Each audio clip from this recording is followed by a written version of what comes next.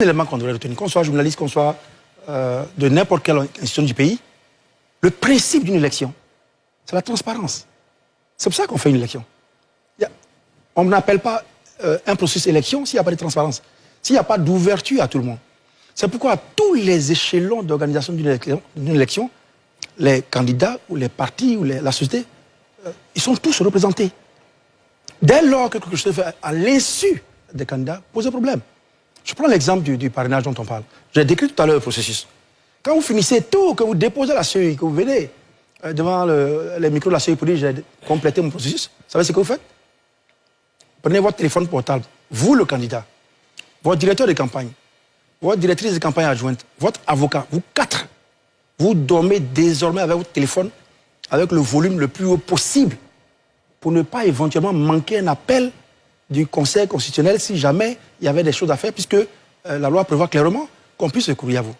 Parce que vous avez fait, par exemple, prenons le cas d'Abidjan, vous avez 23 000 parrainages accueillis à Abidjan. Mais vous ne recueillez pas 23 000. Vous pouvez donner 26 000 à la commission électorale.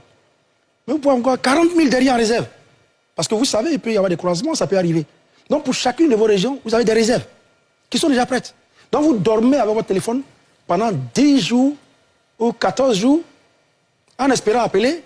Vous-même laissez une permanence dans vos bureaux de campagne et chez vous à la maison pour qu'il n'y ait même pas eu de risque qu'un huissier ait apporté une notification que vous n'ayez pas. Et vous dormez sans rien avoir. Un beau matin à la télévision, vous constatez que tout a été fait à votre insu. Et c'est ça que je suis en train de dire. On ne parle pas de la décision du Conseil. On parle d'un processus électoral. Il doit être transparent à tous les niveaux. Ce débat que nous avons, nous ne l'aurions pas eu s'il y avait eu un système clair, une rencontre, une accréditation donnée à des gens en qui nous avons confiance, pour aller regarder ce qui se passe. Mais lorsque nous déposons les parrainages, que nous avons toutes les réserves, je ne crois pas qu'un seul candidat fasse le parrainage sans réserve. Nous avons nos réserves. Pour les 20 régions, on a des réserves. Pour chacune des provinces. Qui viennent tout de suite, parce qu'on sait que ça peut arriver. Il y a 60 candidats. Et on se rencontre partout sur le terrain. On sait qui était sur le terrain et qui ne l'était pas. Donc vous avez cette réserve qui vient tout de suite de façon... Je vous ai parlé du degré de criticité. Vous avez été dans une région où il y a beaucoup de candidats à San Pedro. Donc vous dites, il y a des risques qu'il y ait des doublons. Donc vous allez dans les zones rurales éloignées pour avoir encore davantage de parrainage que vous mettez en réserve si jamais l'organe qui décide avait des... Donc vous avez toute votre provision sous la main. C'est pourquoi je parle de transparence. Il faut qu'en Côte d'Ivoire, on apprenne ça. Ce n'est pas une question de chapelle politique, c'est une question de droit. Apprenons à avoir une approche de transparence dans tous les éléments du processus pour que quand le retard arrive, on dit oui, c'est vrai, ouais, j'ai constaté, on a croisé, moi-même j'étais là et j'ai vu que les cartes d'identité n'étaient pas là. Parce que les cartes d'identité sont celles qui vous permettent d'entrer même dans le fichier, sur la plateforme pour vous assurer que l'individu est inscrit.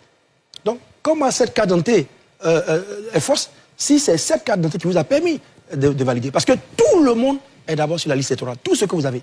Donc, c'est ça qu'aujourd'hui, très bien, je trouve excellent que mon voisin parle un peu de la revue. Avançons vers des réformes. Et je l'ai dit déjà par le passé, il y a des choses qui n'arrangent pas la Côte d'Ivoire.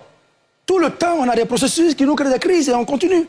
Mais ce n'est pas ça une nation. Une nation, c'est celle qui sait éviter les problèmes, qu'elle sait être des dangers pour son cheminement. Est-ce que le parrainage citoyen est un problème en soi? Oui, mais je vous ai expliqué, monsieur, je vous ai dit, il y a 5 mesures. Politiquement, on n'est pas proprement là parce que le taux de participation, les habitudes, l'éducation n'est pas là. Ensuite, sur le plan sécuritaire, il y a eu des agressions. Moi, j'ai eu des personnes agressées au niveau de Fresco de Sassandra. Et ailleurs, il y a eu des agressions. Et il y a eu également le fait que, regardez au niveau de Diokwe, il y a eu environ 800 morts, 1000 morts à Diokwe pendant la crise 2020. Mais personne n'a voulu parrainer à Diokwe au niveau biométrique. Très peu de parrainage. Parce que les gens ont peur. Tous les parrainages là-bas que nous avons fait étaient physiques pratiquement. Parce que les gens ont peur. Donc sur le plan sécuritaire, ça pose un problème. Sur le plan technique, je parlais, et ça je l'ai dit, 4 mois avant le parrainage, tous les croisements techniques, les doublons, les éléments, la carte d'identité. Sur le plan sociologique, il y a des gens qui ont donné des mots d'ordre pour que certains ne pénètrent pas des milieux. Et enfin, sur le plan affectif, les gens ne savent pas ce que c'est que le parrainage. Il n'y a pas eu suffisamment d'éducation pour ça. Il y a 5 éléments qui posent problème. On n'introduit pas un système sans préparer. Et on n'est pas prêt sur le plan technique. Moi, j'ai fait des élections à Djibouti.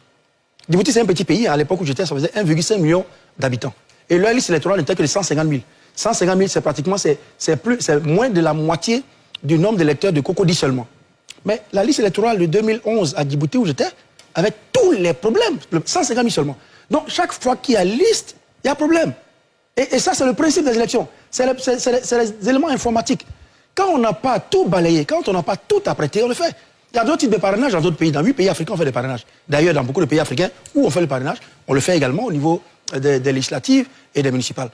Mais ailleurs, comme ils savent que c'est compliqué, ils font le parrainage des élus. On dit que tu veux être président de la République, il te faut environ 1000 élus.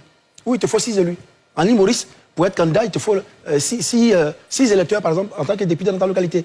Et ailleurs, il te faut 6 élus à différents niveaux présidentiels, local et tout ça. Voilà. Mais quand on n'est pas prêt, et quand on sait que ça allait poser problème, parce que ce n'est pas la première fois, vous avez une de mes vidéos qui circule, qui racontait déjà, qui expliquait ce qui va se passer. Donc, pour moi, la question, je reviens à ça. On n'est pas en train de dire, et puis le mot frustration de ne pas avoir été validé, ce n'est pas ça qui est utilisé.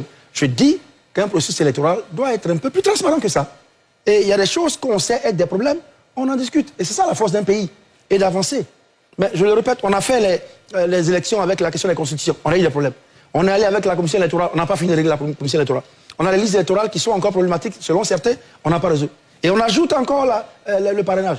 Donc, est-ce que ça, c'est un pays qui a envie d'un peu de stabilité et d'une élection stable? C'est la question que je pose.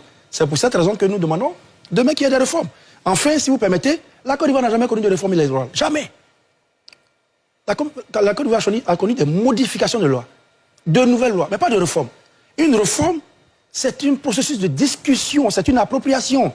C'est la population, c'est le Parlement, c'est les institutions. Tout le monde qui s'asseye, qui tire des leçons d'un processus. On n'a jamais connu ça. La loi est votée et elle est appliquée. C'est pas ça qu'on appelle une réforme. Et c'est pour cette raison qu'on va de problème en problème. J'en appelle à une révision, à une réforme totale, une réforme de tout notre dispositif électoral pour qu'on n'aille pas tout le temps, tous les 5 ans, avec autant de problèmes à nos élections. Maintenant, pour revenir à la question de mon jeu politique, ce que nous faisons, monsieur, nous animons les débats, nous serons sur le terrain, nous allons évaluer bientôt qui éventuellement on peut soutenir, ou quelle orientation on va prendre, quelles actions on va mener.